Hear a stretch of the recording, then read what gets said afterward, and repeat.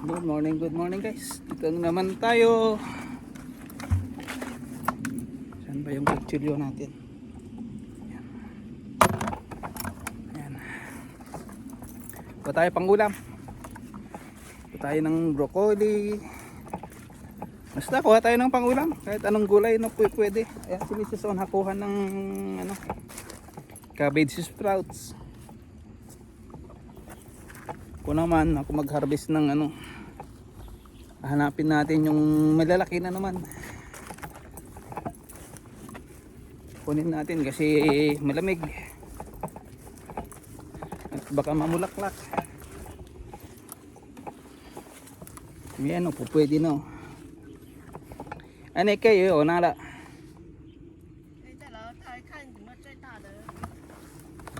Ciao di puso mo yun. Ayan siya. I-adjust natin. Stand na natin. Sana wag matumba. Oh, di ba?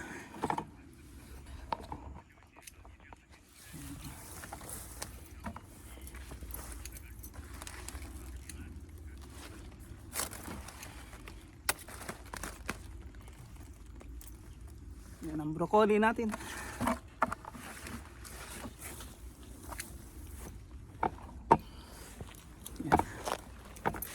Kunin natin kasi biyernes na.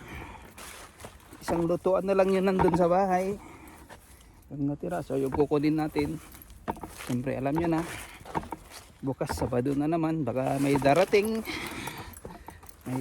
na magbibigay ng pangsahog. O di tamang tama, papalitan din natin ng broccoli. Meron din silang gulay na libre. Ayan o. Ayan. Ito to. Diba? Ang laki. Ito yung sabi ko sa inyo, diba? Nung last time, next harvest na yan. Ang laki. Diba? Ang laki. Gawa tayo ng pang thumbnail. Ayan.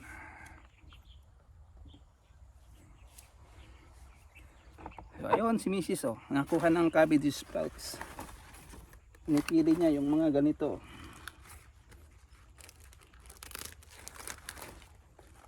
Yung ganito, yung hindi pa bumuka. Ayan, bilog.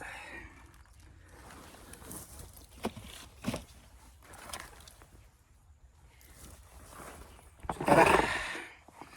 Tingnan natin yung malalaki. Maliit pa.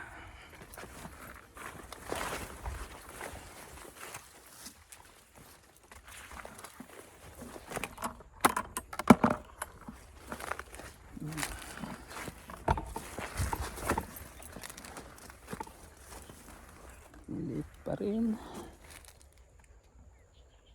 Yun ata. Pwede na ata yun. Ayan. Pwede na yan.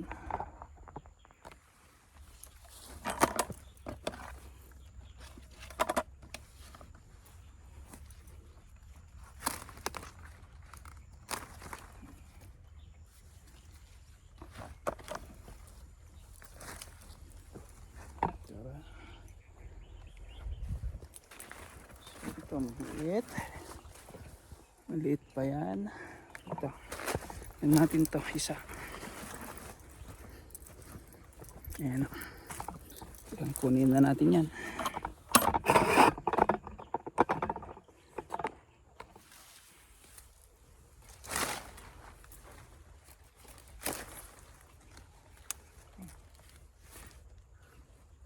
Diba? Ayan o.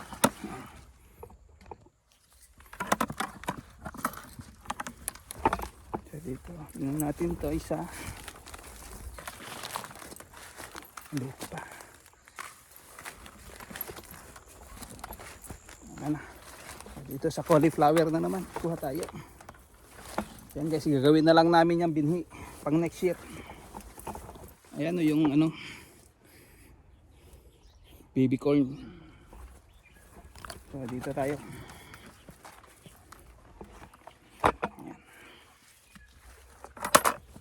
Kunin na natin itong mga to.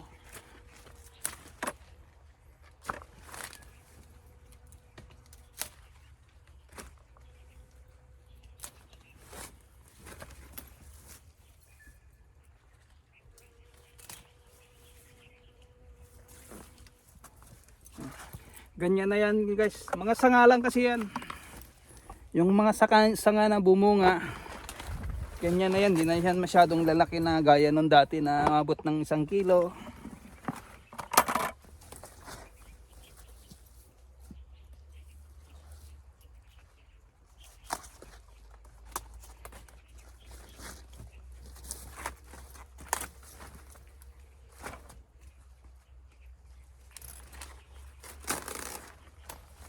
Ay, ganyan lang oh.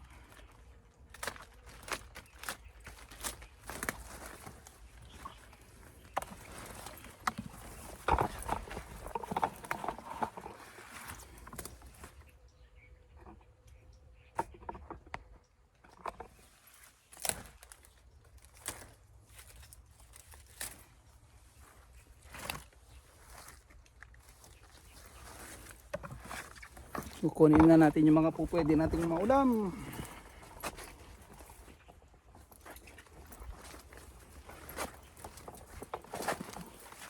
So, dyan lang guys.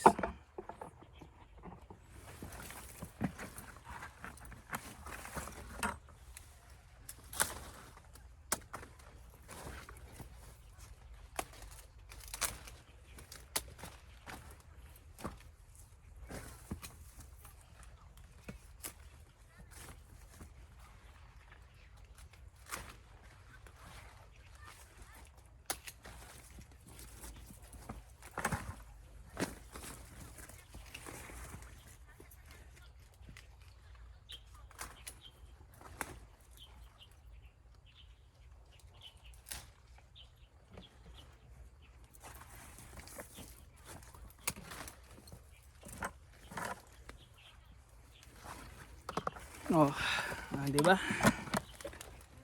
Ayan. Ulog na. Kasi mamaya mamimili tayo ng ano, gagawan natin ng mga ano natin ba. Thumbnail. Puno na tong timba natin.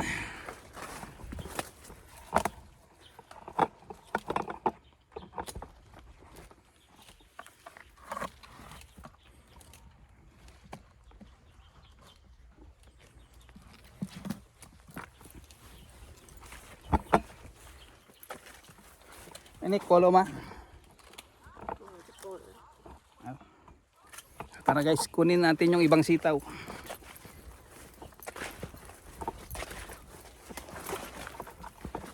Diyan yung isang timba. Kasi malolobat na tayo. Mamaya na natin dalhin doon sa dulo. Kunin muna natin tong mga sitaw. Pang-ulam na lang yan guys. Hindi na tayo mag-harvest ng mag-harvest man tayo ng beans dito, pang-ulam-ulam na lang. So sitaw naman. Sama na natin dito yung sitaw. Ayan.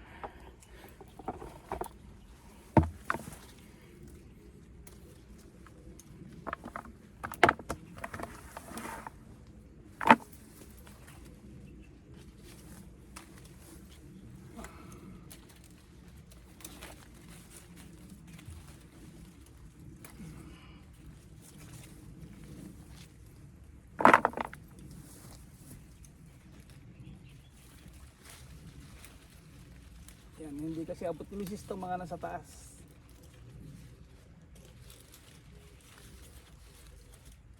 Nakuha kasi siya ng cabbage sprouts.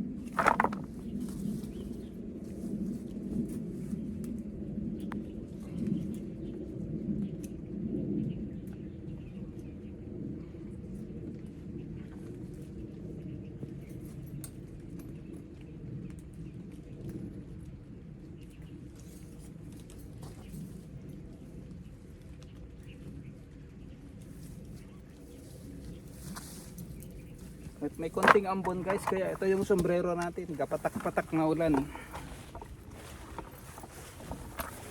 Dito next time naman natin harvestan dito yung broccoli dito. Ayan, next time nuna ko muna yung bandaron. So dito lang muna tayo sa may sitaw.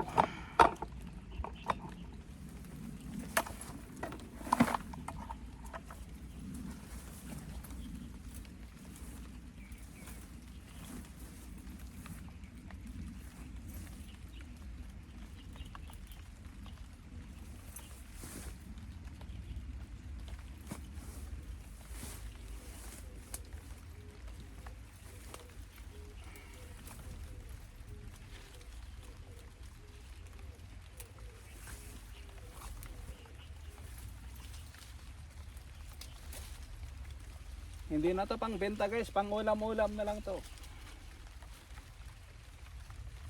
Ulam para sa lahat.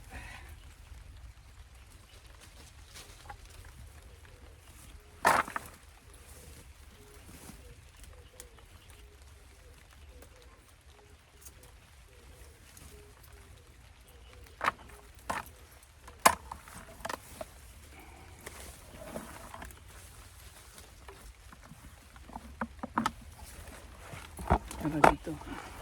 Next time dito naman. Ayan guys, so may bulaklak na yung isa. Ayan. Diba? Yan. Try natin yan, kunin yung ano niyan, yung seeds niyan pag ano, umano. Kaya hinahayaan lang natin guys. Antong camera naman. Itong stand naman na to. Ayaw na naman makisama. Biglang bumababa na naman ganun. Lost thread na talaga.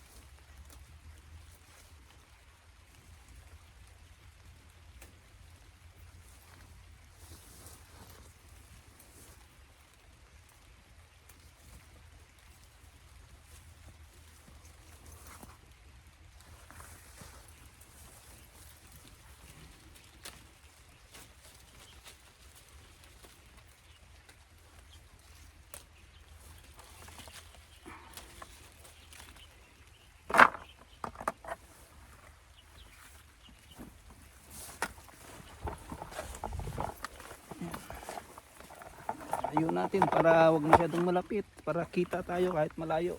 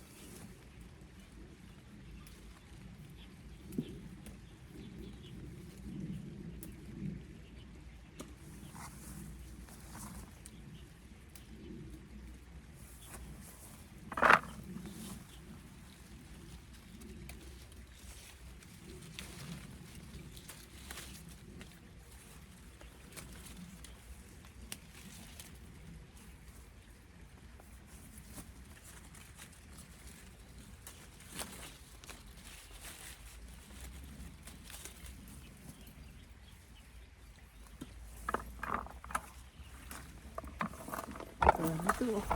Yan.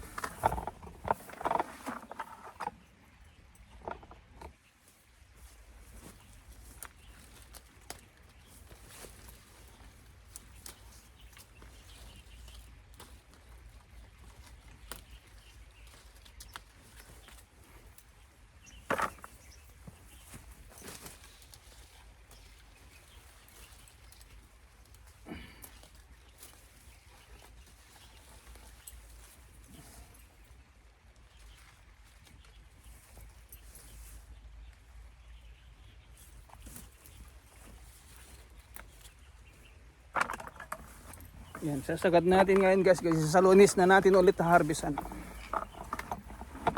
Sabado Linggo tayo pupunta rito. Kaya sinasagad na namin. Kasi always doon tayo sa harvest ng beans. Doon sa garden tree. Everyday yun.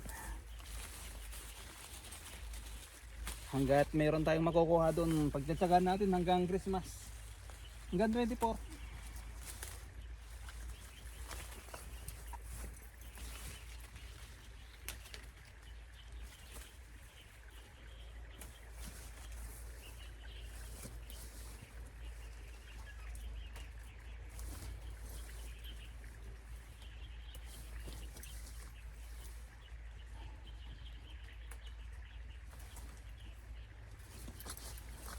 Ulam na natin to hanggang Linggo, hanggang Lunes. Ngayon naman magluluto na ng tanghalian sa kahapunan bago kami pumunta ng part time. Siyempre tanghalian, yan na. Kasi wala na tayo masyadong harvest. Sa garden to, ganun lang naman yung harvest natin everyday. Mga isang sako lang naman, mga 20 kilos, ganun.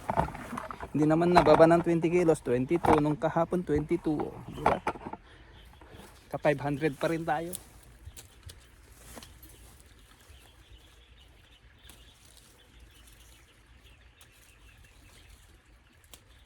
Kahit 25 lang, okay na yun. Basta maka 20 kilos.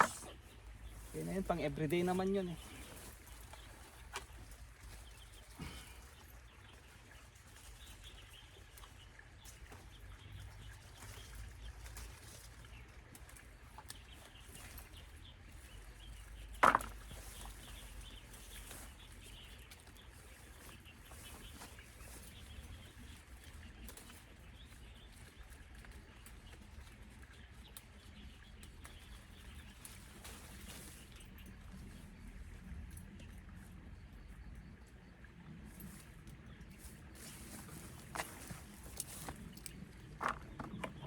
Malapit nang mapuno.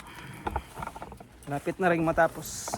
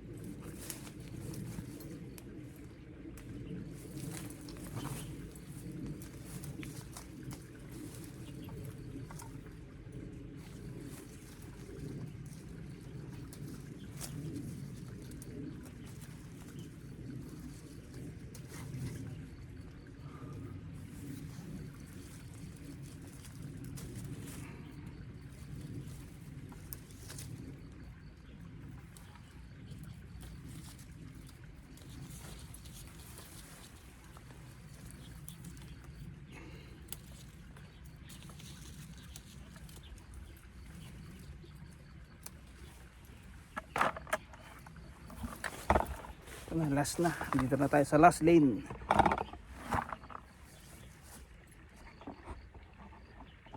Ayun, si Mrs. Oh.